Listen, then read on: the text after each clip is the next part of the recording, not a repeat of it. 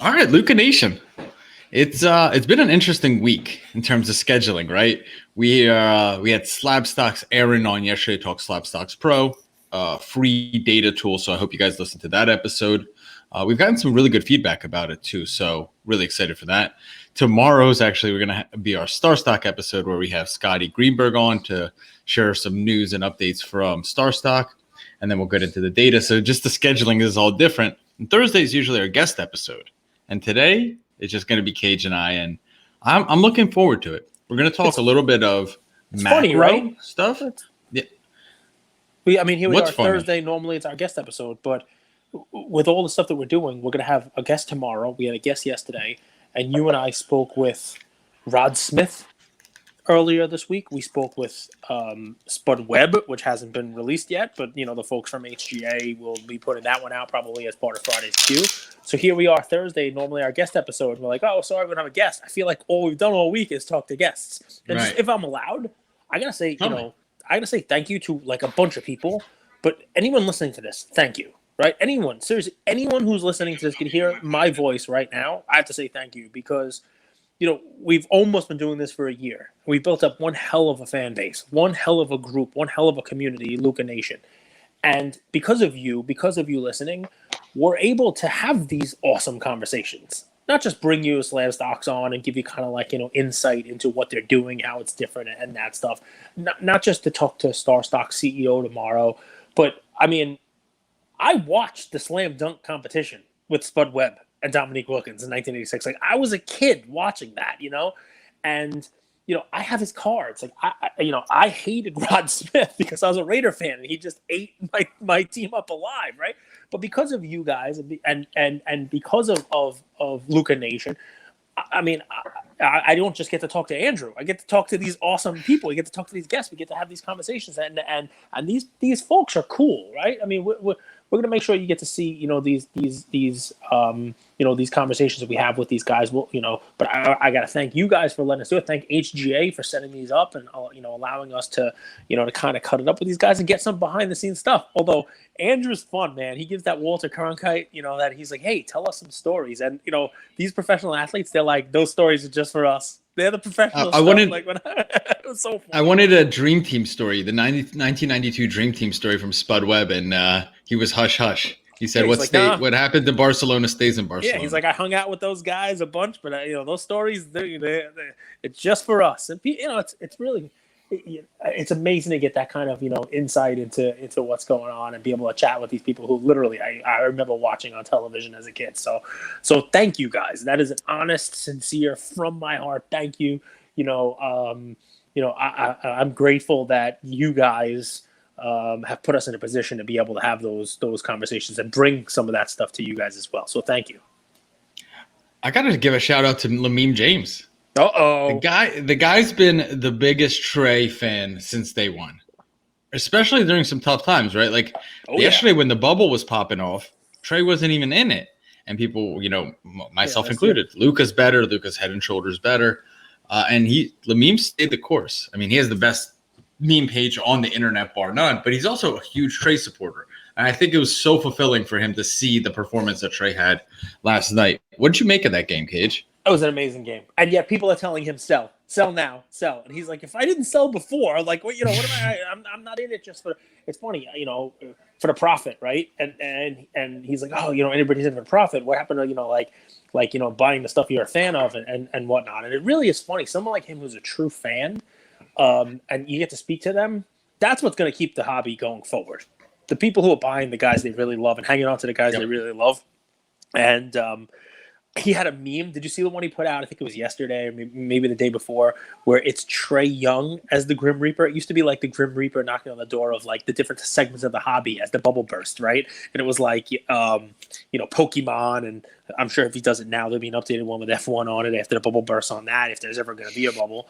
But it was Trae Young as the Grim Reaper knocking on the Knicks door and just like blood on the ground. Right, and then it was Trae Young knocking on the Sixers door, right, and it was just blood on the ground. And then it was Trae Young approaching the Bucks door, as the Grim Reaper. It's good. He's, he works his fandom into it. People know where he's coming from on that, and yeah, man. Listen, I'd love Devontae Graham to be doing the same thing, and I can say that's my guy, but it's just not happening, you know.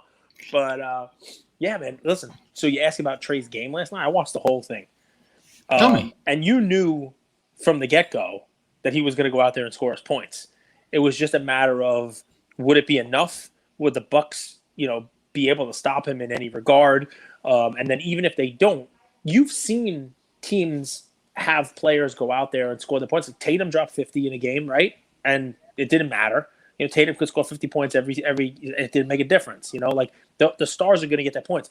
Kevin Durant in Game 7, what did he have? 47 points or whatever the heck he had. 49 points, whatever it was. I said he was going to score 50. I missed by a couple points.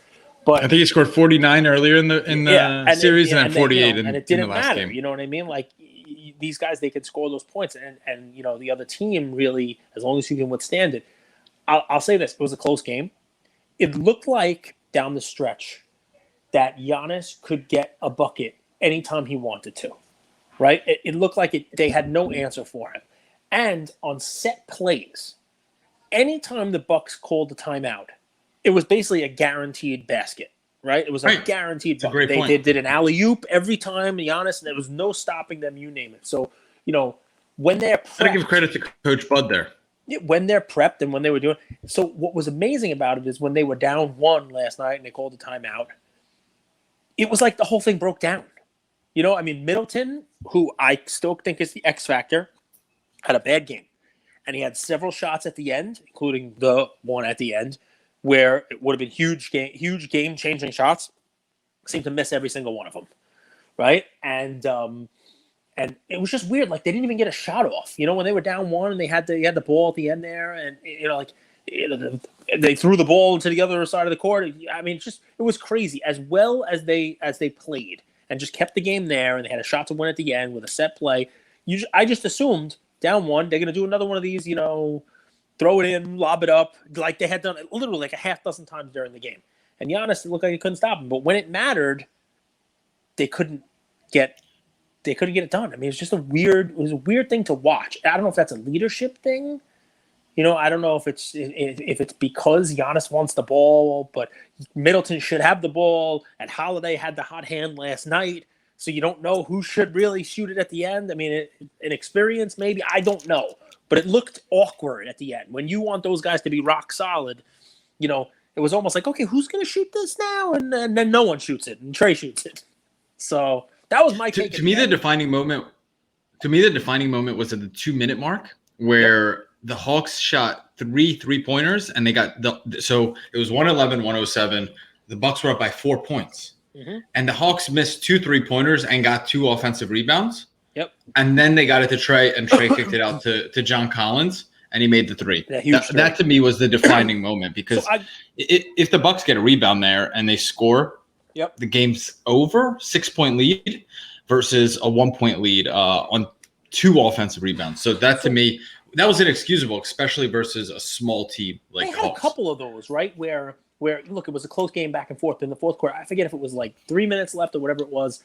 It was basically a tie game, and the Bucks hit a basket and they were up by 3, and the Hawks missed, and Giannis came down, and you had a potential like a 3-point play. He got the basket and shoots the free throw, and he missed the free throw. They got the offensive rebound out to Holiday, and he hit a 3-pointer. So it basically turned into a 5-point possession, and it turned into an 8-point lead with like minutes left in the game.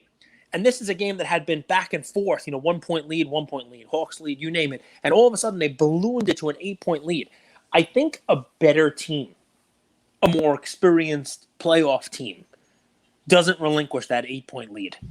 And instead they let Trae come right down there, shoot the 3. They let the Collins 3, and all of a sudden, boom, within seconds, the Hawks are right back in the game. 8-point lead that late into the game is something you should be able to milk clock. It's something you should be able to play some defense on. It's something you should be able to, run set plays, take your clock down and not let the other team get into the game. At least that's what I was thinking at the time. When they increased their lead to 8, I was like, okay, there hasn't been an 8-point lead for the Bucks the whole half. Like, this was a huge lead. They did it at the right time, and it's amazing because now they're going to win by 12, and it's going to look like they blew the Hawks out when the Hawks were right there with them the whole game. But they didn't.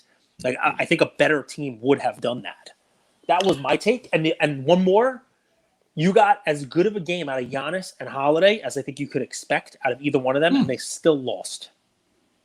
So think about that. Everybody wants to do the other way, okay? Trae had his best half of playoff basketball, and they were down by 5 at half. Trae scores 47 points, and they have to pull out a last-minute miracle to win. Okay, that's true, but the other side of that coin is, literally, that was an amazing performance out of Giannis again. I mean, basically, triple-double, right? I mean, 30-something points. One assist shy of a triple-double, right? exactly. So, he had the rebounds. He was owning them on the inside. And Drew Holiday was shooting the lights out. Like, you could not ask for a better game than how it looked like every time Holiday touched the ball, he was shooting a three and it was going in, right? You could not have asked for a better game than what Drew Holiday had. Look at the stats. He had a great game. And yet they still lost. So that's the other side. Everybody wants to go on, well, the Bucks are still going to win this because, Trae can't score 50 every game, and they just eked out a win. Well, you're probably not getting that performance from Drew Holiday again either. I mean, he looked pretty damn good last night. So the big takeaway that the NBA and TNT guys said in this series, Brook Lopez is going to have to sit on the bench a little bit more. They're going to have to bring in a Bobby Portis because they're just letting Trae in the paint on every play. And Trae's a good shooter, but I don't think that, like, if you just look at his stats, he's like 35% from three. I think you got to let him shoot those threes. You can't let him get to the lane. And because when he gets in the lane, it's teardrop or he throws an alley-oop to Capella. It's basically 100%. So it's going to be interesting. I think this is one of the best playoffs just in general of all time. What's cool about this is anyone who wins sort of falls in the bucket of a Cinderella story, right? You get this with March Madness. You don't know who's going to win. But look at this. Like the favorites were the Nets, the Lakers, the Clippers, the Sixers. Yeah. And the Clippers, are they even a favorite? So it's going to be interesting. I've really enjoyed these playoffs. Not without Kawhi. But Cage. Yeah. Wander Franco. Yeah, man. There's this Tops Now. Talk to us about that. So I think it's a play because in a down market, here's my theory and you tell me. Tops Now is when a player comes out and they just do, like they did a card with, I think Biden was a Tops Now card. Yeah. Talk to us about those print runs. What's his name? Was Bernie Sanders in the chair. Bernie Sanders. There it is. Yeah. And they did a Fauci card that sold like 5 billion cards, How does that work? How do you know what the print run is of that? How do you know if that's worth investing? They print them on demand. So, like, they'll have a 24-hour window, a 48-hour window, depending on what kind of card it is. And they will let you buy as many as you want during that window. And then when the window closes, they'll tell you what the print run is for the card, right? So I'll tell you, people don't love those Tops Now, right? And on a Wander, Tops Now would be an interesting thing to grade because maybe it's his first Tops card, whatever it may be. Maybe they'll put a rookie indicator on it. You never know. But here's the problem with that, right? He's had a bunch of cards already. He's got Bowman cards, and I'm 99.9% sure that he was in that Topps Update Prospects cards last year. I know Adele was in it, but I think they had one for Wander. Where you remember we talked about this last year's update because of the weird season. Like even some guys who were called up like Adele didn't get into update because Topps held them over to the next series. I'm pretty sure Wander Franco had one of those like prospects cards. So he's even got a Topps card in a major Topps release. I think. Take a look for me. It would be the 2020 update, Topps Update Wander. You can type that in and see if it comes up. It'll have like the one. It'll say like top prospect on it, with a white border. Take a look. I'm pretty sure he had one. And then here it is. Yeah, that's it right there with the one. Exactly. So he's already got one of these like borderline Topps potential rookie cards, right? And I think I'd rather have that than Topps Now. And also, now that he's up, he may be in update, which is going to come out soon. And if not, then he'll be in Series 1 of next year's Topps. So ultimately, is it a play? It's an interesting play. People are going to buy the heck out of it, so it's not going to be quote-unquote low print run, which is one of these things, supply and demand, that we look for. Is it something that's potentially a flip next week, 2 weeks, a month from now, before he has that other Topps card? If he just completely continues to rip the cover off the ball and hits a home run every game? Sure. because anybody who missed out on this Tops Now limited print run, it's there. I have not bought too many Tops Nows. The one that I gave as a play here, and I don't know what it sells for. You want to put in Tops Now Mason Greenwood. When everybody was talking soccer and that this guy was going to be great before he did that whole, hotel with the ladies bit that he did. But he's a kid, so you're able to forgive that. I bought a ton of those because they were like, if you bought enough, they were like $4 each. That was the play I gave to everybody. You can buy these now because that was a rookie. That was going to be his first Topps card. That one right there, exactly. I don't know what that is in Mexican pesos, but what is that? It's funny it still shows up in Mexican pesos even if I'm back home, huh? Yeah, so what is that, $15-$20 or something like that? It looks like. I have no idea. Buy it now, $16.42. Yeah, I don't know what that is. Yeah, so they were $4 at the time. But, this guy at the time, he didn't have Topps cards. He didn't have a lot of stuff out there. So that was like his first, rookie card from Topps. That's a Topps Now I did buy. Only because, you didn't know what they were going to put him in after that, what kind of cards, whether it was going to be Panini, whether it was Topps. Who knows? So that was one that I happened to purchase. And I sent them all to PSA, and they've been sitting there for a year or almost a year. So we'll see when they come back. But that's what Topps Now is. Panini has a similar thing, Panini Instant. It's not as well received as Topps Now is. But yeah, I mean, there are people who are jumping on it. I think the purists, the people who want to buy a Wander Topps card, are just going to wait for either update or Series 1 next year, whenever his actual Topps card comes out. So guys, let me go to a page real quick. It's called Card Stock Market here. And just 2 weeks ago, I gave the Select Concourse Trae Young PSA 10. Cage, I think maybe 2 weeks before that, you gave the Prism PSA 10. Yep.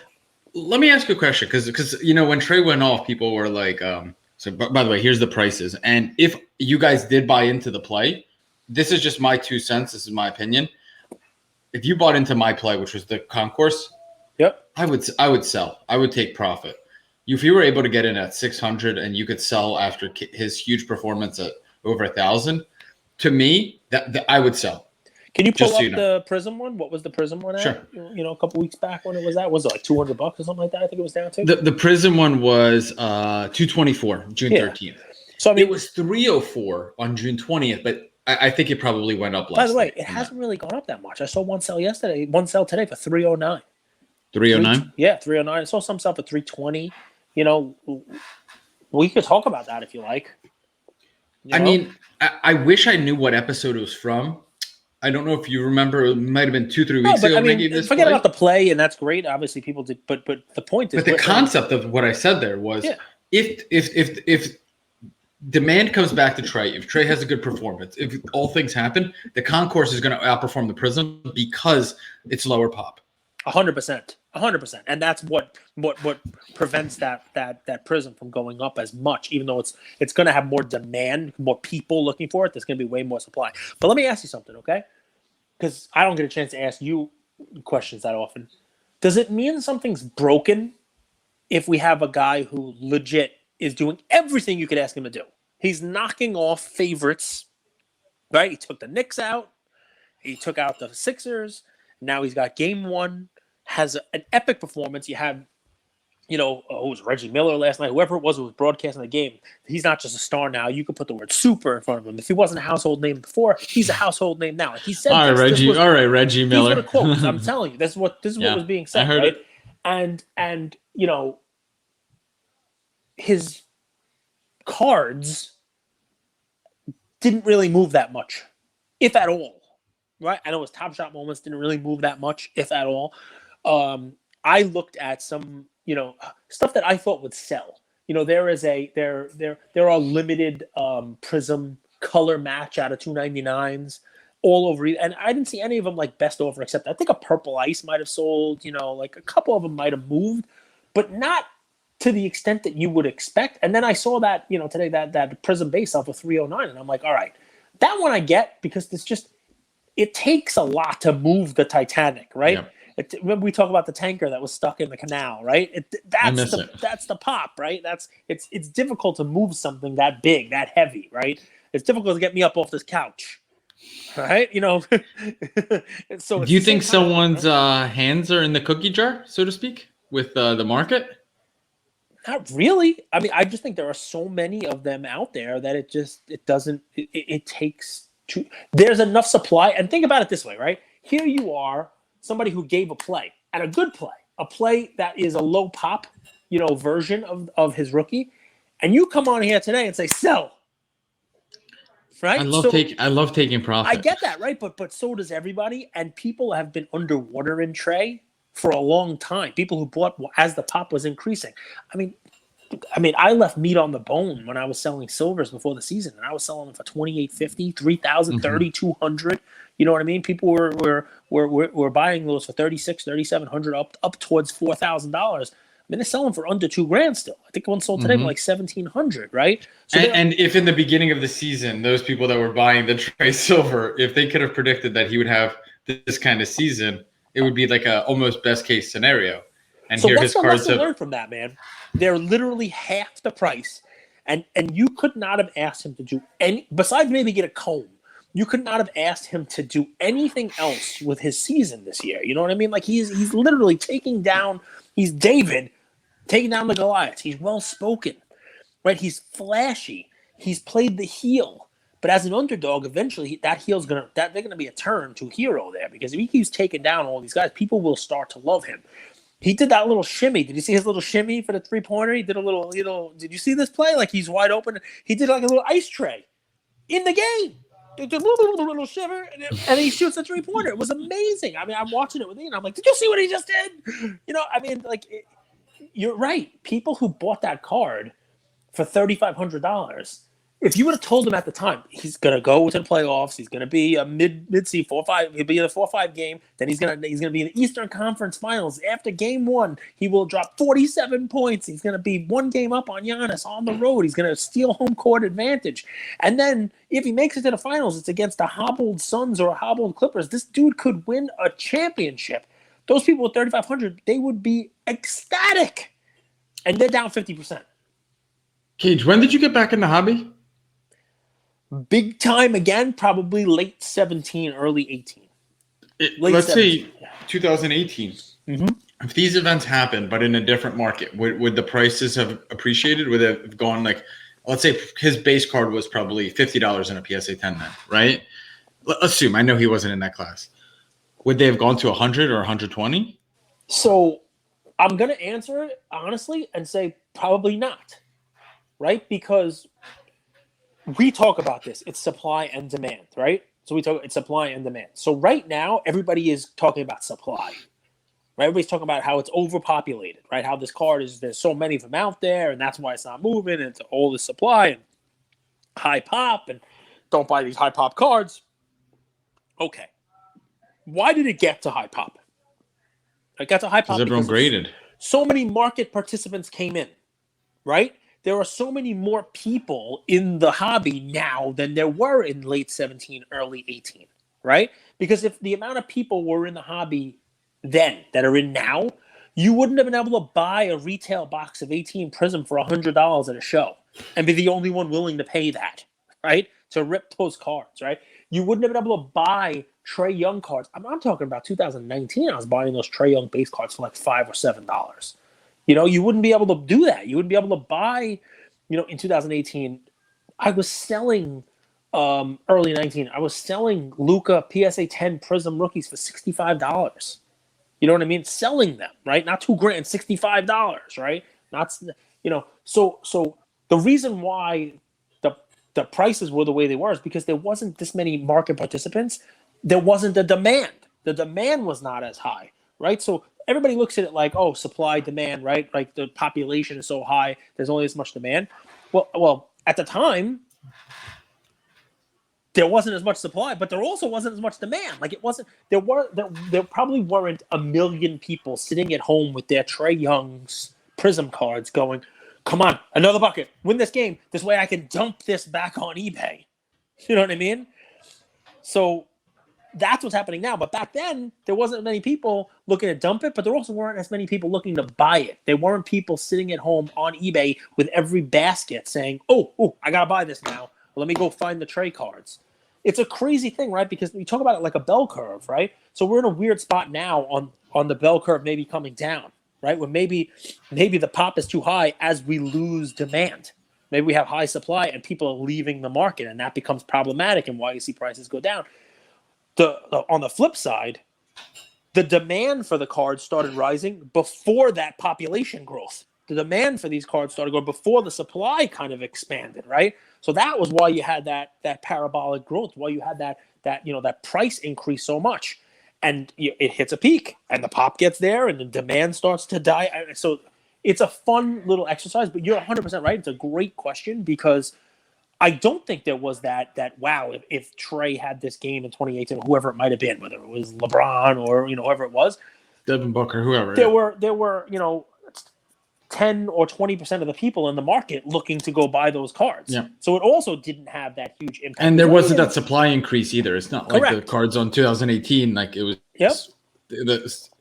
So what we just talked about, guys, supply and demand. If you guys went to business school, that's called micro, right? Microeconomics. I want to talk a little bit about macro. So let me read you guys something. So 25 states. Micro is supply demand. Macro is money supply in the market. So 25 states are withdrawing early from federal unemployment programs. And the rest will be done, these unemployment programs, stimulus programs, by Labor Day. So that, when you first get the stimulus checks, when people first started getting unemployment, let's say 12 months ago, I think people were just starting to put money into alternate assets, cryptocurrency, Robinhood, sports cards. So you had this wave of money coming into the market. I think a bit of this also has to do with some macroeconomics. When people know that their unemployment benefits are coming to an end, the stimulus checks aren't coming, the end is near when it comes to free money. Now they have to go back and work. I think people are saving up a little bit more.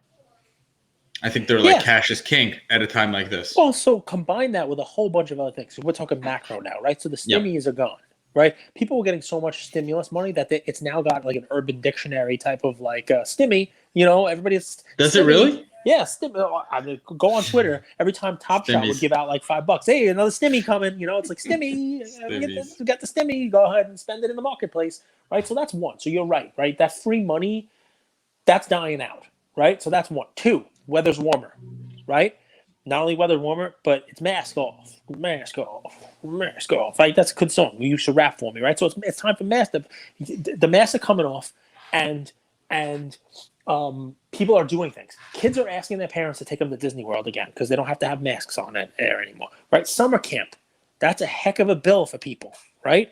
Kids are out of school, and parents have to use their money on doing something in the summer with their kids. And the people who don't have kids, they want to go out to the bar again. They want to go drinking. They want to go out on a boat. They want to go to the beach. They want to go to a club, whatever. It's summertime, right? You want to go to the pool. You want to go to a barbecue. There are more things to do with the world opening up, less stimulus money coming in, more outdoor events, more venues to go to that are opening back up, and people are not at home mashing their keyboards to get the Trae Young cards or their Luka cards the way they were, right? So that's your macro, and you're 100% right. And guys, this is the stuff we love to do, right? It may be the answer, it may not be, but this is just kind of like stuff that we pay attention to. Also, like you gave a shout out to our community, the conversations we're having, the sponsorships. It's all because we have amazing community, amazing fans. We have amazing Instagram groups. And I thought this was a really relevant piece of feedback that Yam gave. And he said, so all the things that we just talked about, he said, not enough bidders to push them up, despite the talk, dip buyers are the only exception. But then he said, also, selling off other pieces to level up to low pop grails is tougher right now. So let's say Trae does have a huge game, and you want to buy into – so we just talked about why there's not stimulus money pouring into the base. Yep. Let's say I want to buy a Trae RPA. Yep. And it's – I wanted to get it at 50K or 60K when it was at its top, but now it's 20, 30. Yeah, but I still have that LeBron Chrome, and I still have other cards, and I can't sell off those cards fast enough to upgrade – to the Trae Young RPA. So all these markets are also interconnected, right? Whereas when the August boom was happening, you could sell your cards like that and almost in seconds move your money into a different asset. It's a lot harder to sell now. To do that is take someone like me, right? So I have a Trae red out of $299, right? We use Trae. A couple months ago, jersey color. Yeah, it's a jersey color match, right? The team color match. So if someone would have come to me 6 months ago and said, okay, The base are $400. Let's just use that as a number, right? And the red is $8,000, right? That's a 20-1. Let's just say that, right? Let's just use those numbers. Nice, easy math, right? $8,000 for the red, $400 each for the base. It's 20-1. I'll give you 25 base for the red right now. I probably would have considered that and maybe even done it 6 months ago, right? Because you think about the trade up money on that. I could sell 20 of them, have the same $8,000, keep 5, and have, 5 $400 trays and be done. Right now, if somebody comes to me, and let's just assume the prices are the same, let's assume the same values and the whole deal, I'm not doing that. Because everybody is going like this. Like I say, prison lunch yard, prison, take your lunch tray and don't let anybody steal your pudding. Everybody's doing that now with the low pop, RPAs, numbered prisms, you name it. Nobody wants to part with those, especially not for a trade for base cards, as the base cards keep coming and coming and coming. Everybody's afraid to touch those things. So I think that's also part of what YAM means, right? What do you think of, we had Patrick Bet-David, PBD, was one of our guests on the show. Someone I admire in business. And he has like 70 Trae Young base prism cards. He was flexing them on his Instagram. What would you say to him? Because I commented, I said, we got to get you off those base and we got to get you in something a little bit lower pop. A man like you doesn't need to color up. He should just be colored. There are men out there like you who are all about that base. No, but I mean, he came into this. I mean, he's got crazy high-end stuff also, but he came into this probably in an alternate asset class in the last year. Base was the thing. And base is the easiest thing to buy because it's out there, right? And it's easiest thing to stack. So it's surprising a guy like that who owned the Wayne Gretzky, OPG, PSA 10 would go and take that. He colored down. He colored down. Listen, I mean, it's the easiest thing to get rid of. If you want to be liquid in it, right? It's a lot easier to get rid of, and we've talked about this, right? There are still valid reasons to be in base cards, right? Let's say the cards were going up a little bit right now, and you wanted to take some money off the table. If you're sitting there with an RPA, you cannot do that unless you go and sell it at a fractional share company. Right, and keep 50% of the ownership, right? And most of us are not going to do that, especially not with a $10,000 card or a $5,000 card, whatever your RPA is. But if you're sitting there with his stack of 70 base cards, and he says, you know what, that's it. This is the peak.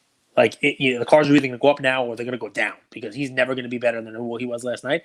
He could take 35 of those and sell them, and keep 35 just in case he's wrong. Just in case tomorrow or the next game Trae plays, he has 55 and they win again. Or in case he wins a championship, and he could take 35 of it, take half of his investment in it off the table, and leave half as a gamble, as a continued investment in him. Base makes that a little easier to do. You can't do that without base. So makes sense.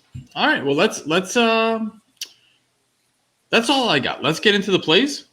Sure.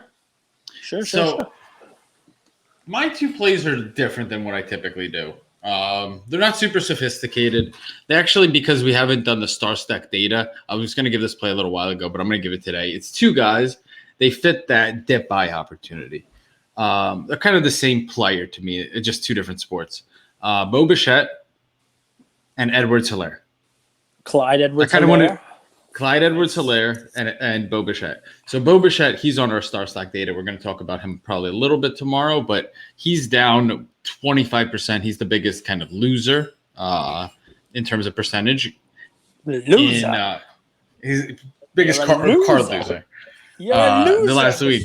That was Goldberg who said that, not me. Don't come after me if you're a Bichette fan or you happen to be Bichette himself. I did not call you a loser. That was Andrew.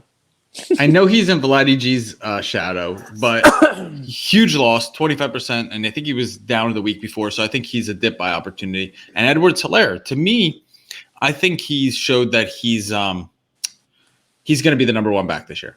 Maybe I'm wrong. Maybe Le'Veon plays more. I'm not even sure if Le'Veon's going to get time this year, but I think Clyde Edwards-Helaire is going to be the number one back. And I think with Patrick Mahomes' injuries, his turf toe, I think they're going to come out throwing a little bit less than they typically do. Of course they will, but I think they're going to get other people involved. And I think Clyde Edwards-Helaire is going to have a really, really solid year. And he was sold off towards the end of last year, if you guys remember. He was injured. He was kind of out of sight, out of mind after the big hoop, after a big run-up, and Cage kind of started criticizing him with a little levity. But those are my two plays. Really different, really cheap dip buy opportunities that you could get both Bo Bichette and Clyde Edwards-Helaire. I would just stick with the base PSA 10s that have been completely sold off in the last 3, 4, 5, 6 months.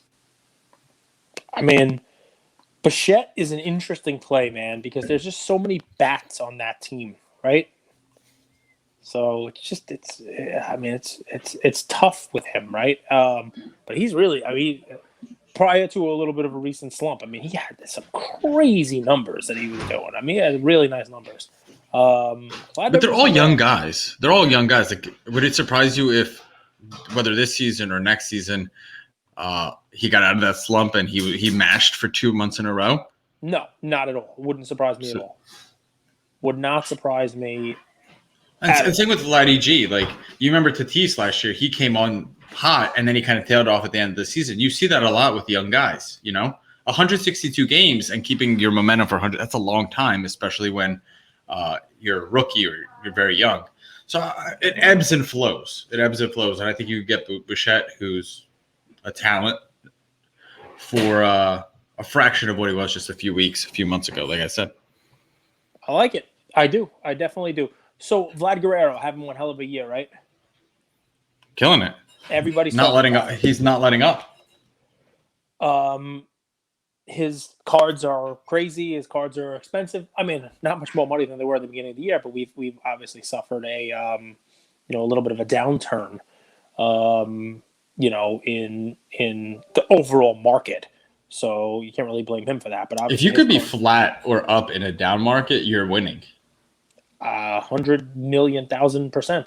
So he's obviously getting a lot of play, right? He's getting a lot of, kind of the Tatis treatment from last year.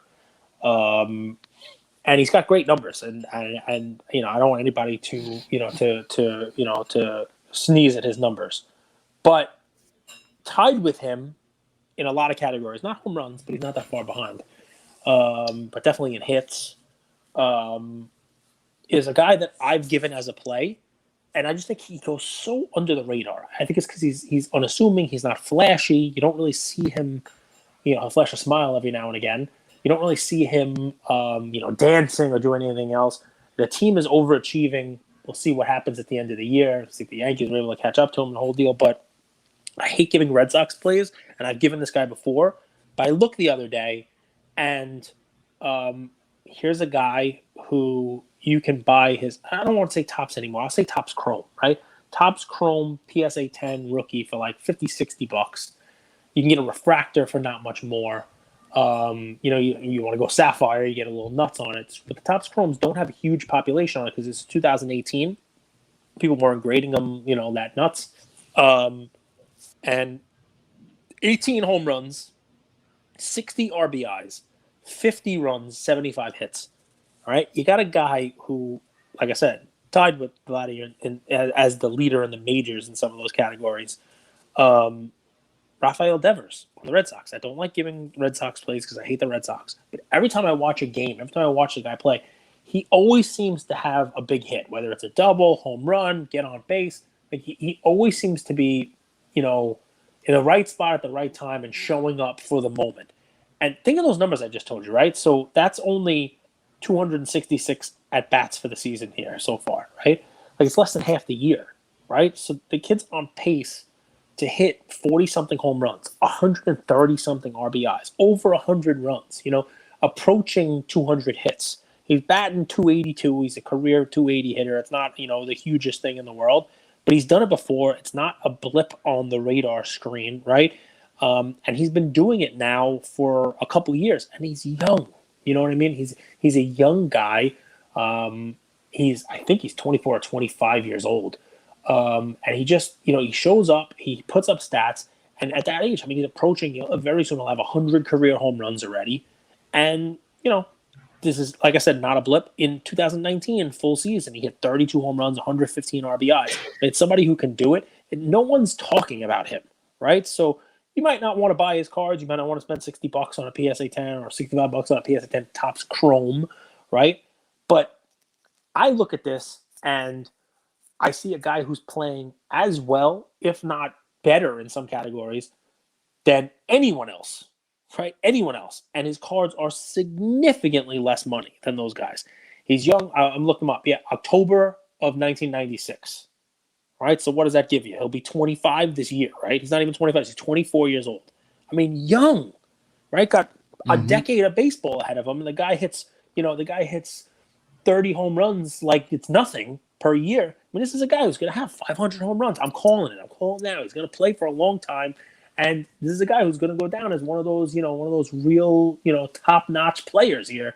And you just don't hear him because everybody's talking about Vladdy, everybody's talking about Tatis, everybody's talking about Soto and Acuna and these guys. I tell you, look at his numbers, right? Boston's quiet this year. They lost Mookie. They're not really doing anything. They don't have any top-line folks. We've talked about Xander Bogaerts also, who I think is fantastic. But from a baseball numbers perspective, just look at the season this guy's putting up in every category, right? So he's even got 3 steals to throw. He's not a speed guy, but he's even got 3 steals to throw into the mix. Rafael Devers. Yeah, Rafi Devers. So what I was looking at, by the way, as my play here. Carita is his nickname. Carita, yeah. Little because he got baby face. He's got a little baby face because he got little like chubby cheeks, like Carita. So what I like, just as an easy play, it is card number 25, 2018 Topps Chrome batting. So it's him swinging. It's got the bat over his shoulder. It's got the RC logo in it. It's card number 26, PSA 10. And like I said, this week, $60. You might be able to get it cheaper. That's eBay. That's full on eBay price. You might be able to get it cheaper than that. If you want to pony up for a refractor, you can go ahead and grab one of those. It's a little bit more money, but there are people selling these, no problem. I think the refractors are going for about double that, a little over 100. The Pop's obviously less on those, but that's the card I'd look at. I know no one loves base cards, but the base pop, I mean, I haven't looked it up, but you guys know the base pop on this card is nowhere near what the pop reports are for any of the other guys, just because he was not in those same conversations as the other guys. And definitely when you talk about like a refractor, you're in great shape. Look, I'm looking at one here now, $59. The blue refractor out of 150, PSA 10, has a pop of 26, just over $300 if you want to get real crazy. So this is just a guy who's overlooked, and I give you that card because $59, why the hell not? You don't have to buy that particular card. You don't even have to buy his Topps Chrome rookie. You want to go back to his Bowman first auto, whatever it may be. You find it. I'm just trying to bring you a guy who I think I talked about as a lead up to the season. I talked about in the first week. His numbers bear it out. He does not get the hobby love that I think he should. Talking about overlooked, let me give you guys a piece of information, and you guys do with it what you will. The Phoenix Suns are on a 9-game winning streak. They've beat the Lakers. Remember, they were down 2-1 to the Lakers. Yep. Since they were down 2-1 to the Lakers, they ripped off 3 wins straight. Then they went into the Nuggets and beat the MVP, Jokic, 4-0. And now they're up 2-0 versus the Clippers. 9-game winning streak. The Suns are on. So yeah, they had 8-game winning streak in the bubble last year and didn't even make the playoffs. They go on runs, man. They go on runs. It doesn't look like that run's going to end anytime soon, does it, though? This bubble isn't ending. I mean, they could have lost that game. I mean, everybody wants to talk about the 8. They I don't want to say should have because games get played, but I mean, Clippers are up 1. Paul George has 2 free throws. You don't expect them to miss both of them. You know what I mean? And yet you do. And I don't want to jump on Paul George. He's played well, but that's a pretty bad look for sure for the guy who's supposed to be carrying the team when Kawhi is down to miss those. And you make it possible for them to steal the game from you with no time left on the clock with that ridiculous alley-oop to Ayton. So yeah, they're on a great streak, and maybe it's a team of destiny is what you're trying to say. Who the heck knows? But they should have lost that game. So this series should be 1-1. And we'll see how – I'm always curious with a win like that, how the other team responds. If I'm the Clippers, like that, it could go one of 2 ways. One, you're pissed off and you're playing with a chip now because, that's a game you should have won. You're better than this team and blah, blah, blah. Or you could just be done. They could sweep them 4-0 because, the emotion could also be, wow, that's a game we should have had. Now it's so much harder for us to win. We're just going to lay down and, that was the one for us to steal. We're never going to be able to steal another one now. We're snake bit. So you never know how they're going to come out, especially without their leader, without Kawhi to kind of, although I don't exactly picture Kawhi in the locker room with his pom-poms as a cheerleader. Hey guys, Well, did you see don't worry. did you see the video when Terrence Mann had the monster game and everyone's celebrating and you see like blurred out Kawhi's in the back just chilling? Yep. But I mean, hey, man, like I think we've all been in locker rooms, we've all played for teams. There's guys high energy. There's guys that are just chill. They just show up and do their job. That's it, man. That's you. Every day, show up and do your job. Love it. Well, listen, guys, we gave you some plays. We gave you some picks. We talked about our Instagram groups. Anybody wants to get in any of those, I can't imagine there's anybody out there who's not in one yet. But if you're not and you want to join one of our groups, we got a footy group now, right? We got a little soccer group now. I get in there and talk footy every now and again. Own goals. This has been the tournament of own goals. A little 2-2 tie yesterday between, I just say Mbappe and Ronaldo. I don't care what teams they're on. Although, you watch that game. You, man, Mbappe is interesting. I don't know what the future of Mbappe is going to be because did you watch the game or not so much? Yes. And it's funny because if I were watching that for the first time ever, I would still say that was Pogba's team. That dude, he looks like he's on a mission. I wouldn't say it was Mbappe's team. I wouldn't say he's the greatest guy out there. I mean, and even Ian, who doesn't really watch soccer, he's like, who's that guy? The one that has the white in his hair. Who's that guy? Like, that's the one who stood out. Ronaldo clearly stands out. Mbappe really didn't. Ronaldo also learned how to use his athletic gifts to score goals. And Mbappe doesn't score as many goals as he should. Like, he got that breakaway chance, and he kind of hit it right at the goalie. And I've seen that time and time again. I've watched him. I want him to be successful. This isn't me hating. I'm just curious. In this league, in soccer, you have to be a playmaker or a scorer if you're playing a forward position, right? Either you score goals or you make and create goals. He's really fast. He creates some opportunities, but I feel like a lot of his opportunities are missed. And I'm curious to see what the future of Mbappe is going to look like. I know he's really young. He's got a bright future. Listen. Just curious. I'm not curious anymore because you know the rules. We are supposed to be over soccer. I can't believe we're even talking about it. We're supposed to be talking about F1. It's Euros. We're supposed to be talking about F1 now. It's F1's time. Wait, F1's over. Is F1 a summer sport? We're supposed to be talking about arena football cards. No? Cage is a troll. Yeah, I sort of am sometimes. But you guys love it. You guys love it. They really do. Well, listen, it's fun stuff, man. And I'm being dead serious. Thank you, Luca Nation. I get funny messages, man. People listen. I love it when people like that. Like, you were dead on about the uncertainty in the market in yesterday's episode. I'm like, wow, you listened. A big smile. It's okay to be a troll as long as you're not anonymous. I think people have no problem with a troll if you have a face to it. Well, I mean, listen. There's so many Twitter accounts that are just trolling people, but you don't know who's behind it. But remember that guy like Nikolakis Papadakis that used to just troll everyone? What? No. You never heard of this guy? No, but that's a great name. How'd you say it again? Nikolakis Papadakis. No, but that's I know someone out. I know I pronounced it wrong, but I know someone out there knows what I'm talking about. There was just this internet troll, but it was a real person. That was his name? It was something Greek. Nikolakis Papadakis. All right. Listen, somebody better create that name right now on Instagram if it's not there. Somebody better have a Nikolakis Papadakis account by the time this episode airs, because it's gonna get a lot of follows.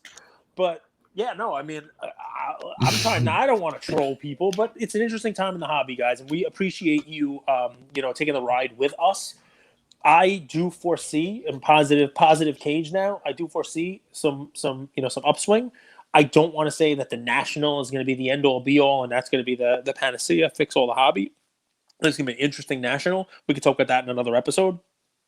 But I do think September, October, we're going to have some playoff baseball. Basketball will be ramping up. Football will be in full swing. And the weather will start to cool off a little bit. Kids will be back in school, and people will be batting down the hatches for some colder weather, especially in the Northeast, where I am. I think that's when the hobby might start to turn around. We'll probably have some more certainty about PSA. People will have gotten their cards back. The population reports will kind of stabilize. People will know kind of where a lot of those, those crazy cards are going to sit at that point in time. I think we'll have a lot more answers then. So stick with us. Hang on until then. We'll promise to keep you smiling, keep you laughing, give you the all the info that we think is relevant. And thanks, guys. Hang on and enjoy too, right? Like, enjoy the ride.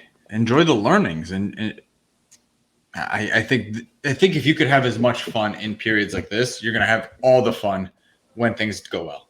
Listen, before we jump off, and this is not an invitation for you guys to send stuff to us, but Andrew wants to give a big thank you and a shout out to one of our listeners who sent him a bunch of stuff. You want to give a little look at that hat that Andrew's got on if you're watching on YouTube, a little bottom. I love it. It's an old school snapback with like the mesh in the back. It's really nice. I'm really grateful. And I sent some hockey cards because we're not the hugest hockey guys. Some hoop stuff. We were talking about how cool that was. To open up cards and kind of reminisce about what they what they used to look like.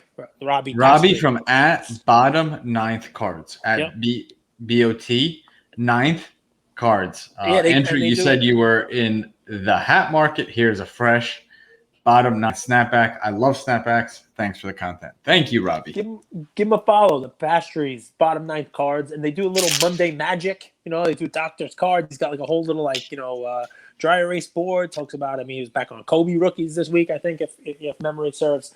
But yeah, guys, we appreciate that stuff. It is really awesome. And Andrew looks good in the hat, so might as well. I like it. I'm getting my haircut tomorrow though, so I'm going back short. You should go there with the hat on and just let them cut around the hat. Just a little like a bowl cut, just snip right. Remember those? The hat. Yeah, of course. That was my first cut, the mushroom cut. The mushroom, exactly. You should get that. Go in there and ask for it and see what kind of looks you get. And take some pictures of the looks. You'll be like, "What? Did you just pop out of a time machine? You want a mushroom cut? That'd be great. That would be awesome. I love it. All right, guys, we love you. We'll talk to you tomorrow.